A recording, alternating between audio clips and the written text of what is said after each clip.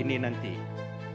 Dato' Yang di-Pertua, keamanan dan ketenteraman di rantau Asia, iaitu negara-negara ASEAN, amatlah penting bagi ASEAN dapat mengharungi ketidaktentuan politik dan ekonomi dunia.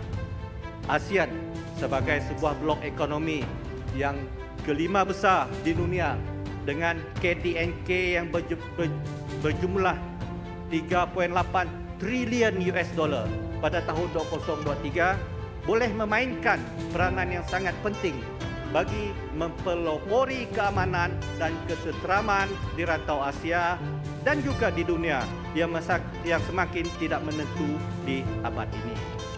Dengan mempengerusikan ASEAN pada tahun ini, saya ingin mengucapkan tahniah dan syabas kepada Yang Amat Berhormat Perdana Menteri kerana telah memainkan peranan yang sangat penting untuk meredakan konflik di antara dua negara ASEAN demi kestabilan dan keamanan di rantau ini.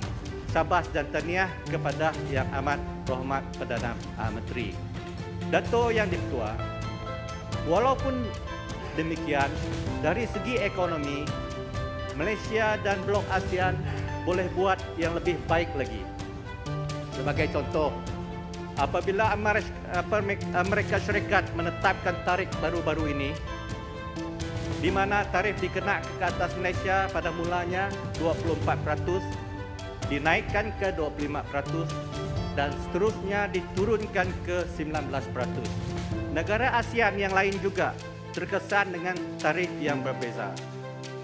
Setiap negara ASEAN berlumba-lumba berjumpa dengan wakil perdagangan Amerika Syarikat untuk mengurangkan tarif negara masing-masing.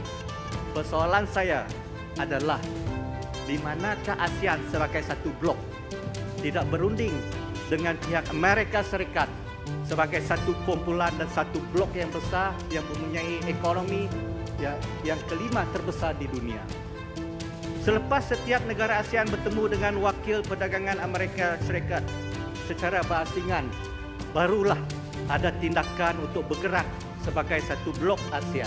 Namun, seperti pasaran saham, siapa yang bermain pasaran saham, di dalam masa 1 minit harga saham boleh berubah. Dan bagi ASEAN, tindakan ASEAN sebagai satu blok selepas itu sudah terlambat.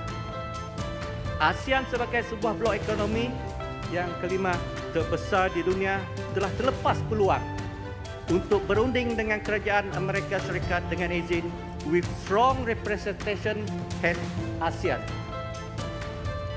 Dengan beberapa bulan yang tinggal lagi, Dato' Yang di-Pertua, Malaysia sebagai pengerusi ASEAN masih tidak terlambat untuk ASEAN meneruskan perundingan bukan sahaja dengan kerajaan Amerika Syarikat tetapi juga dengan rakan-rakan perdagangan yang lain. Di sini saya sekali lagi ingin tekankan betapa pentingnya the art of international diplomatic relations.